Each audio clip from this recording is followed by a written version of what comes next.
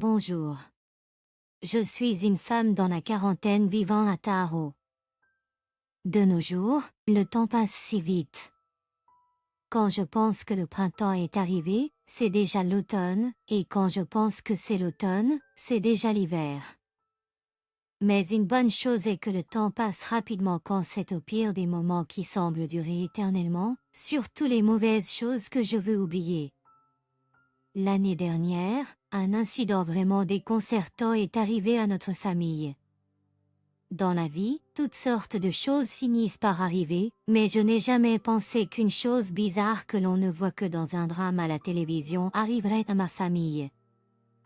Ma mère est décédée d'un cancer quand j'avais 12 ans. Elle n'avait pas de cancer depuis le début. Elle a donné naissance à mon petit frère, qui a 10 ans de moins que moi, quand elle a été diagnostiquée avec un cancer. Je me souviens encore de ce jour car dès que ma mère m'a vue après son retour de l'hôpital, elle m'a serré dans ses bras et a sangloté tristement. Elle n'avait jamais versé une larme devant moi auparavant, donc j'ai été très surpris de voir ma mère pleurer. Mon père, qui était allé à l'hôpital avec ma mère, n'a rien dit avec son visage sombre. Ce n'est que quelques jours plus tard que j'ai découvert que ma mère avait un cancer. Quand ma grand-mère est venue chez nous, j'ai entendu ma mère et ma grand-mère parler dans sa chambre. À ce moment-là, je ne savais pas exactement quel genre de maladie était le cancer, mais j'étais assez grand pour savoir que le cancer avait une forte probabilité de mort. Alors j'ai deviné que je serais séparée de ma mère, mais je n'ai pas pu le dire. Sa grand-mère maternelle a dit que ma mère avait un cancer à cause de mon petit frère, car elle était devenue faible et était tombée malade à cause de ses nausées matinales après l'avoir conçu et n'avait pas pu bien manger ni prendre de médicaments. Ma mère l'a nié. Comment ça, ce n'est pas à cause de lui? Si tu n'étais pas enceinte, aurais-tu eu le cancer?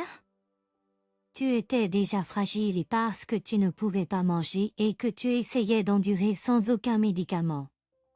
C'est pourquoi tu en es arrivé là. Cela signifie que cela s'est produit à cause de ta belle famille. Comment ont-ils pu insister pour que tu aies un bébé? Tu es tombé malade à cause du stress qu'ils t'ont imposé. Ils rendent ma fille malade. Tu n'as besoin de personne. Comment pourrais-tu élever un bébé alors que tu es si malade? Maintenant que tu as donné naissance à un petit-fils selon leurs souhaits, laisse ta belle-mère élever le bébé. Quant à toi, concentrons-nous d'abord sur ta guérison. Je parcourrai tous les états s'il le faut pour trouver un médecin qualifié pour te soigner, tu devrais donc prendre une décision ferme. Aussi important que ton bébé soit pour toi, pour moi, tu es la personne la plus importante au monde. Nanan. Je comprends ce que tu ressens, mais je ne peux pas le faire avant le jour où je partirai. Je veux m'occuper de mes enfants de mes propres mains et veiller sur eux jusqu'au jour de ma mort. Oh, pauvre toi! Pourquoi as-tu été affligé par une maladie aussi terrible à un si jeune âge? Ce jour-là, ma mère et ma grand-mère se sont serrées dans les bras et ont pleuré longuement. Ma grand-mère maternelle, qui avait dit qu'elle nous enverrait chez mes grands-parents paternels, est restée chez nous et s'est occupée de nous à la place de ma mère. Ma grand-mère s'est occupée seule de la maladie de ma mère et des tâches ménagères, y compris s'occuper de mes frères et sœurs. Ma mère a dû se sentir désolée pour ma grand-mère et sortait souvent pour laver la vaisselle, ce qui provoquait des disputes avec ma grand-mère. C'est pourquoi j'ai commencé à aider ma grand-mère en m'occupant des tâches ménagères très tôt. Je n'étais pas d'une grande aide, mais d'une manière ou d'une autre, je voulais aider ma mère et ma grand-mère qui essayaient d'améliorer nos conditions de vie pour que nous grandissions. Et je voulais contribuer aussi. J'avais l'âge de jouer dehors avec mes amis, mais dès la fin de l'école, je courais à la maison pour aider. Malgré ses efforts, ma mère est décédée après avoir été diagnostiquée avec un cancer il y a moins de 2 ans. les mauvaises choses s'enchaînent. Peu de temps après la mort de ma mère, ma famille a dû déménager. Nous avons dû vendre notre maison à cause des factures d'hôpital élevées pour ma mère et déménager dans un appartement loué, laissant derrière nous la maison remplie de nos souvenirs de ma mère. Lorsque nous avons emménagé dans un endroit plus petit, l'espace vide laissé par ma mère semblait plus grand. Ce qui est encore plus malheureux, c'est que chaque fois que je me rappelais les souvenirs de ma mère, l'image qui me venait à l'esprit était le visage pâle, malade et faible de ma mère, sans énergie.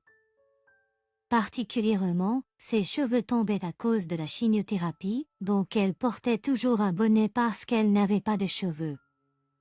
Alors même maintenant, si je vois quelqu'un porter un bonnet, j'ai un pincement au cœur. J'ai toujours ces souvenirs, mais mon petit frère n'a aucun souvenir d'elle car elle est décédée lorsqu'il avait environ 2 ans. Alors, j'ai étalé des photos de notre maman quand il était petit pour expliquer à quel point elle l'aimait. Chaque fois que je le faisais, mon petit frère se perdait dans ses souvenirs et était heureux, même s'il ne se souvenait de rien. C'était tellement triste de le voir ainsi. Même s'il ne le disait pas, à cet âge, il avait besoin d'une mère qu'il ne se souvenait même pas et devait vivre avec le manque d'elle. Ainsi, mon frère est devenu plus cher pour moi. Dès son plus jeune âge, j'aimais mon petit frère, et il n'y avait rien que je ne pouvais faire pour lui. En me voyant ainsi, mes amis avaient l'habitude de se moquer de moi en disant que j'étais comme sa mère et non comme sa sœur. Que puis-je faire cependant? J'avais de la peine pour mon petit frère qui a grandi sans mère. Heureusement, mon petit frère a dit qu'il savait à quel point je tenais à lui. En grandissant, il ne m'a jamais répondu et n'a jamais fait de choses imprudentes.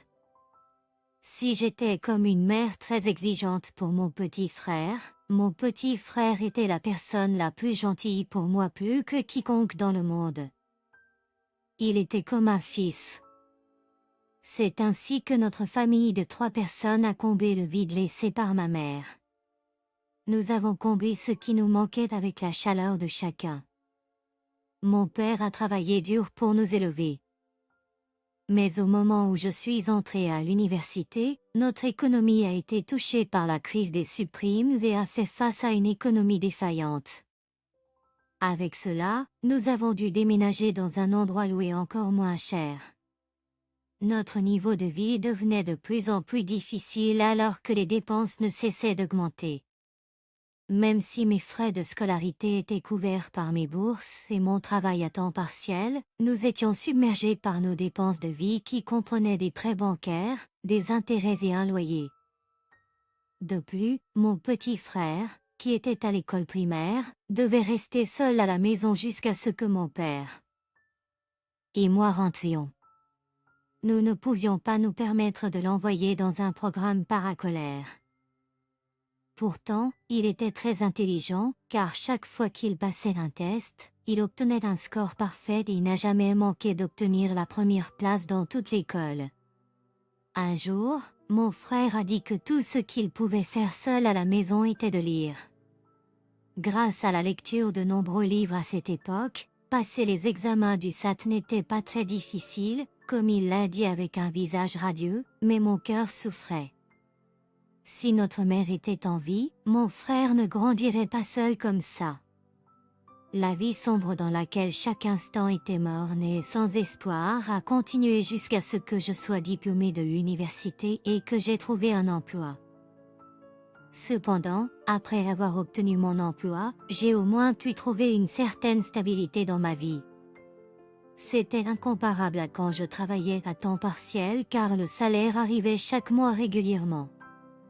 De plus, mon père, qui a participé à la guerre du Vietnam, a ensuite été diagnostiqué comme victime de produits chimiques défoliants et a également reçu une pension du gouvernement chaque mois.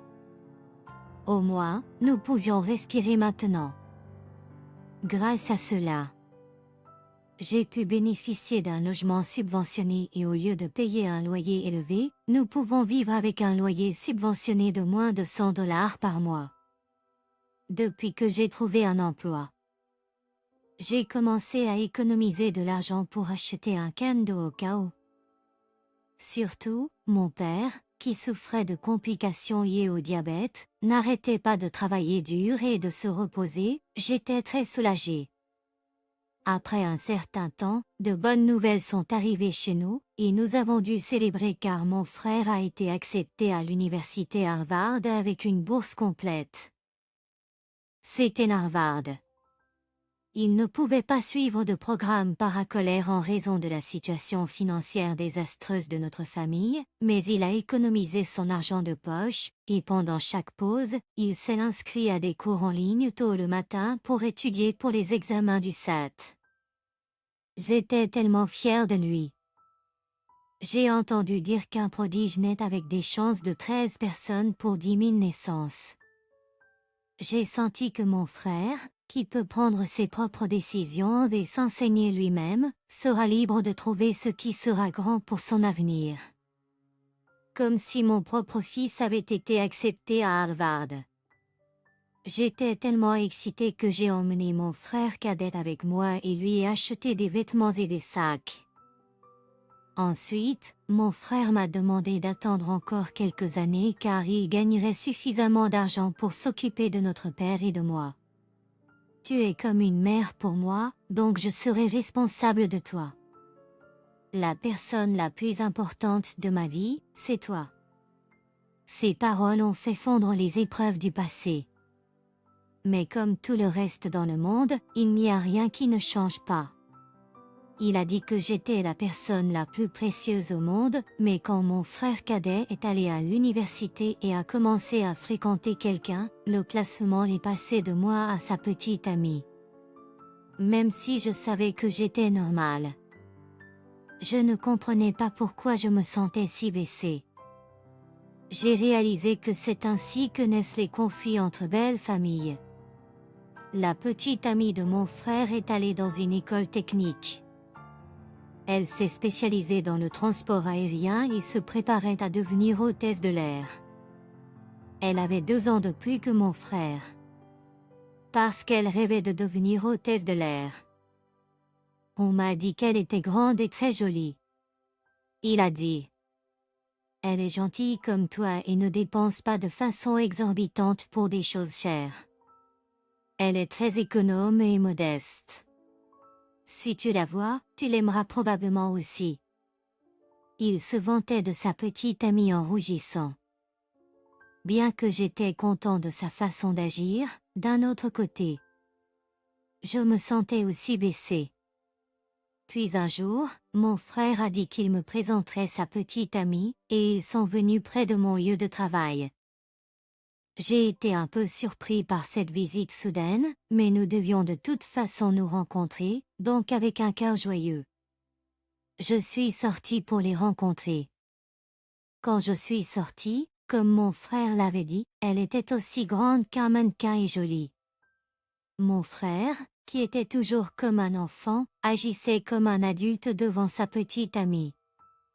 Intérieurement, je l'ai trouvé tellement mignon. J'ai ri un moment à l'intérieur. C'était maladroit au début, mais nous avons aussi dîné ensemble. Après avoir mangé et bu de la bière, j'ai compris pourquoi il l'aimait tant. Sa voix était douce et l'ambiance était bonne, elle essayait de s'intégrer et était de bonne humeur. Ses vêtements étaient simples, comme l'avait dit mon frère. Elle semblait très modeste. À mon insu, si c'était une femme. Je me suis dit que ce serait bien si elle entrait dans notre famille en tant que ma belle-sœur. De plus, elle était très gentille avec moi, c'était amusant d'être avec elle. Mais ce n'était pas seulement moi qui pensais ça. Plus tard, mon frère m'a dit qu'elle m'aimait vraiment aussi. Alors nous nous sommes souvent rencontrés pour aller voir un film ou boire de la bière. Pendant l'été, nous sommes même allés ensemble à la ville néerlandaise. Alors que nos jours heureux se poursuivaient, mon frère a soudainement été appelé sous les drapeaux. J'ai commencé à m'inquiéter pour mon frère qui entrait dans le service militaire. J'avais peur qu'il puisse se blesser lors de l'entraînement de base ou être soumis à des abus dans l'armée. Une fois que mon frère a reçu l'avis de recrutement, je ne pouvais rien manger et ne voulais rien faire. Mais peu importe ce que je ressentais, cela ne pouvait pas être plus fort que ce que sa petite amie ressentirait en étant forcée de vivre séparément. Alors j'ai donné de l'argent à mon frère pour sortir sa petite amie manger des steaks. Mon frère m'a invité à venir avec eux, mais comme son temps était si limité avant son départ, je ne voulais pas m'immiscer dans leur précieux moment de rendez-vous. Je n'étais pas si insensible. Ainsi, mon frère a rencontré sa petite amie, et ils se sont vus presque tous les jours pendant une semaine avant qu'il ne parte pour son service. La petite amie de mon frère, qui serait très occupée à se préparer à trouver un emploi. Mais elle a volontiers pris du temps pour passer du temps avec mon frère. Puis un jour, mon frère n'est pas rentré à la maison. Il a dit qu'il avait regardé un film tard dans la nuit. Mais plus tard, j'ai découvert que c'était le jour où il a mis sa petite amie enceinte. Mon frère a terminé en toute sécurité son entraînement de base et a été affecté à une base militaire. J'étais occupée et j'ai enfin eu un peu de temps, alors j'ai appelé la petite amie de mon frère pour lui dire que je lui offrirais le dîner. Quand je suis allée la rencontrer, elle était accompagnée d'une femme. Quand j'ai demandé qui elle était, elle a répondu « C'est ma mère ». J'ai été surpris car il n'était pas fiancé, et amener sa mère était un peu trop. Puis sa mère a dit, il est dit que la fête est dans l'armée, donc pour des choses comme ça, les parents devraient régler ça. Mais son père ne devrait-il pas sortir pour régler cela? Je me demandais de quoi elle parlait, alors j'ai regardé la fille. N'as-tu pas encore entendu? Je suis enceinte. Mon cœur a chuté quand j'ai entendu dire qu'elle était enceinte car elle souriait si joyeusement. J'étais le seul à être tout confus à la nouvelle. À ce moment-là, sa mère a dit, il est courant qu'un couple tombe enceinte avant le mariage.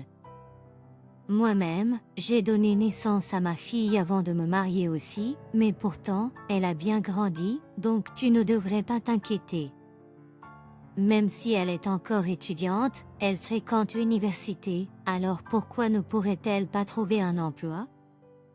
Mais d'ici là, je m'attends à ce que sa belle famille la soutienne. Jusqu'à ce qu'elle ait son bébé, pourriez-vous lui obtenir un appartement et une voiture à utiliser? Une femme enceinte utilise des toilettes unisex communes en public, ce qui n'est pas sûr. Je suis désolée, que voulez-vous dire par un appartement et une voiture? Quoi? Vous ne deviez pas au moins lui obtenir ça? S'il l'a mise enceinte alors qu'elle a un bel avenir devant elle, il devrait faire au moins autant. Ma fille a travaillé si dur pour devenir hôtesse de l'air. Parce qu'elle est tombée enceinte, elle doit renoncer à son emploi de rêve, donc elle mérite au moins ça, n'est-ce pas? Vous êtes aussi une femme, donc vous devriez savoir que les gens regardent plus négativement la femme si elle tombe enceinte avant de se marier. Les gens la regardent avec un manque de respect juste parce qu'elle est enceinte. Si c'est le cas, je ne le supporterai pas. J'ai été choquée quand je suis sortie pour faire une bonne action en lui achetant un déjeuner gratuit. Alors je lui ai dit que je la recontacterai après en avoir discuté avec mon frère. Je ne savais rien de sa grossesse et en plus, elle exige soudainement une maison et une voiture. J'étais tellement abasourdie. Notre logement fait seulement 800 pieds carrés et se trouve dans un logement subventionné, donc il n'avait aucun sens pour moi de leur obtenir un appartement et une voiture. Je suis rentrée à la maison avec un tas de soucis quand mon frère m'a appelé du camp d'entraînement ce soir-là. Je lui ai demandé franchement ce qui se passait avec lui. Je ne sais vraiment pas non plus car je ne m'en souviens pas du tout. Je me souviens être sorti boire, mais après ça, j'ai perdu toute ma mémoire. Puis il y a quelques jours, Jennifer est venue me voir et m'a dit qu'elle était enceinte. Ça me rend fou car je n'ai aucun souvenir de ça, et elle dit que c'est mon enfant. Et je ne peux rien faire ici dans l'armée. Alors que devrais-je faire? Même si mon frère était tellement ivre, il ne pouvait le nier puisqu'elle était enceinte. Je pensais qu'ils devraient se marier puisqu'ils s'aiment l'un et l'autre. Quand je l'ai dit à mon père, il a pensé la même chose que moi. Nous avons donc décidé de rencontrer ses parents et de fixer un rendez-vous ce week-end. Cependant, je ne pouvais pas dire à mon père à propos de l'appartement et d'une voiture qu'il exigeait car il serait choqué d'entendre cela. Mais si je leur expliquais notre situation quand nous nous sommes rencontrés à nouveau, ses parents pourraient changer d'avis. Je m'attendais un peu à ça. Et vendredi soir, je devais sortir pour notre sortie départementale. Nous avons mangé dans un steakhouse et sommes allés dans un pub pour boire de la bière. J'ai trop bu de bière et j'ai dû aller aux toilettes. Mais dans la cabine voisine, quelqu'un fumait et la fumée s'élevait. Je maudissais intérieurement quelqu'un qui n'avait pas l'étiquette sociale de fumer dans des toilettes d'un bâtiment non-fumeur. Mais j'ai entendu une voix familière. C'était la voix de la petite amie de mon frère. Je ne sais pas. Je suis allée dans une boîte de nuit et j'ai eu une aventure d'un soir, mais je suis tombée enceinte. Alors que pouvais-je faire? J'ai rejeté la faute sur mon petit ami qui est entré dans l'armée. Il vit bien, mais puisqu'il est diplômé de Harvard, ne trouverait-il pas un bon emploi une fois qu'il aura terminé son service militaire? De plus, sa sœur se soucie beaucoup de son frère.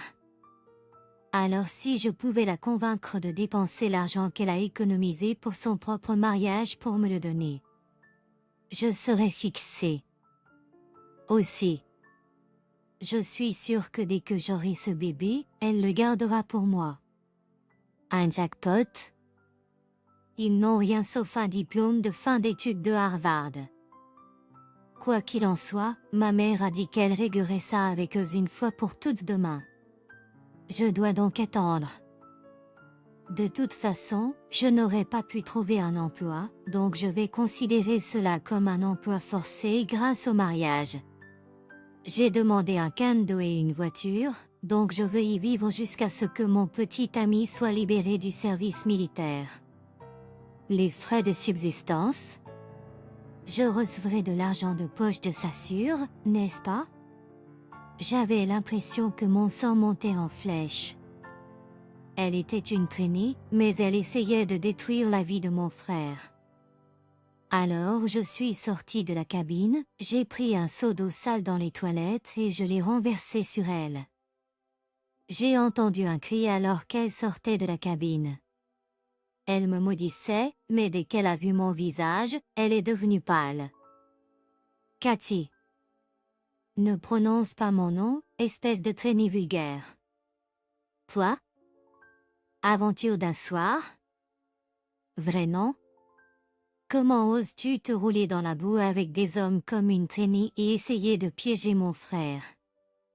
C'est ça. Je suis celle qui se soucie profondément de mon frère. Donc quiconque salit la vie de mon frère.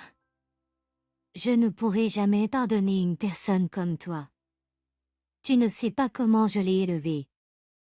Comment oses-tu l'utiliser comme un torchon pour essuyer tes saletés? Tu as trouvé ton égal aujourd'hui. J'avais mal à la tête en pensant à mon frère, alors comme une femme qui a perdu la tête. J'ai attrapé ses cheveux et je les ai tordus. Elle ne se laissait pas faire et a essayé de m'utiliser sa longue jambe pour me donner un coup de pied. À cause du bruit de bagarre dans les toilettes des femmes, le propriétaire du magasin et les employés sont accourus et finalement la police a été appelée.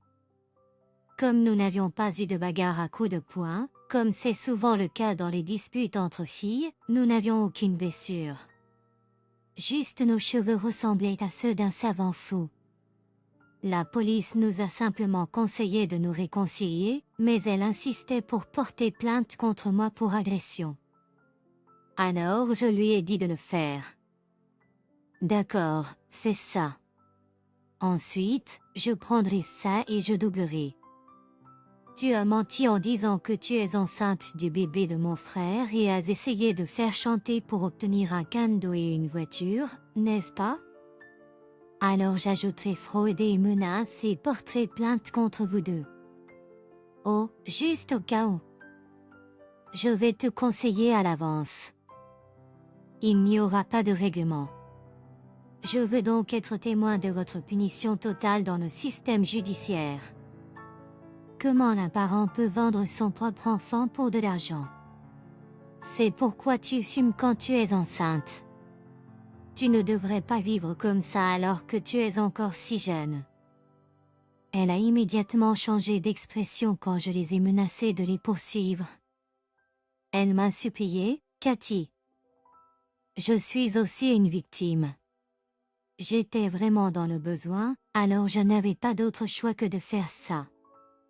Alors aie pitié de moi, et je ferai de mon mieux pour Kevin. Je n'ai pas besoin de cadeau ou de voiture, s'il te plaît. Tu as perdu la tête? Qui a dit que je donnerais mon frère à toi? Comment oses-tu essayer de refourguer mon frère gratuitement? Qui accepterait une personne comme toi comme belle-fille? Tu crois que vivre est si facile? Juste parce que les gens disent que tu es jolie, tu crois être devenu quelqu'un de spécial? Tu n'es rien d'autre que de la poubelle. Tu dois réaliser maintenant que je ne peux pas faire de ta vie un champ de roses pour ton avenir, comme tu as vécu ta vie. Un bel avenir en tant que hôtesse de l'air? Tu crois que les compagnies aériennes sont dupées pour t'embaucher avec ton type de caractère? Ne tire pas de conclusions hâtives quand il n'y en a pas. Pour toi, dont la tête est pleine de bêtises, tu appartiens derrière des barreaux d'acier froid. Prépare-toi à aller en prison en tenant la main de ta mère. Cathy, s'il te plaît.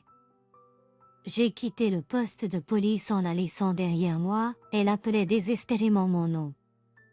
Ma migraine qui était si douloureuse a disparu comme par magie. Mon frère, qui a appris la vérité plus tard, a été soulagé mais il s'est aussi excusé auprès de moi. Il a dit qu'il était désolé de m'avoir rendu si anxieux à ce sujet alors qu'il aurait dû m'aider. Alors je lui ai dit, tu n'es plus un enfant. Juste à cause de ton âge, tu n'es pas un adulte. Tu dois être capable de prendre la responsabilité de ta vie pour être un adulte. Alors ne pense pas à me rembourser, mais pense à te débrouiller seul. Je prévois de vivre ma vie aussi. En fait, je disais cela plus pour moi que pour mon frère. J'ai eu pitié de mon frère qui a grandi sans mère, donc j'ai vécu pour lui plus que pour moi-même. Après cet incident, j'ai pensé que ce serait préjudiciable pour mon frère si je continuais à le protéger avec trop d'amour, plutôt que de lui donner du poisson. J'ai pensé qu'il serait préférable de lui donner la canne à pêche. Avec cela à l'esprit, je l'ai laissé gérer sa propre affaire légale avec son ex. Je voulais lui apprendre à prendre soin de lui-même. Certaines personnes apprennent l'amour à travers les livres, et mon frère était juste ce genre de personne. Pendant son service dans l'armée, il empruntait des livres de référence juridiques et étudiait des cas juridiques et la loi. Je me demandais pourquoi il utiliserait son intelligence uniquement pour étudier plutôt que dans la vie réelle. Ce serait plus facile s'il obtenait des conseils juridiques auprès de la clinique gratuite proposée par une organisation à but non lucratif. Je vais devoir observer comment il utilisera sa canne à pêche pour attraper un poisson. Je peux à peine me taire, essayant de ne pas lui dire quoi faire tout en le regardant agir. Mais je prévois d'avancer en prenant soin de moi-même et de notre famille de 3 personnes. Merci d'avoir écouté mon histoire. Si jamais tu rencontres quelqu'un dans une situation étrange, ne te laisse pas entraîner et j'espère que tu ne rencontreras que des gens bien et que tu seras heureux. Je te souhaite sincèrement que tu le fasses. Prends soin de toi. S'il te plaît, encourage-moi et écris tes commentaires pleins de sagesse dans la section des commentaires. Appuyer sur j'aime et s'abonner m'aide énormément. Passe une merveilleuse journée.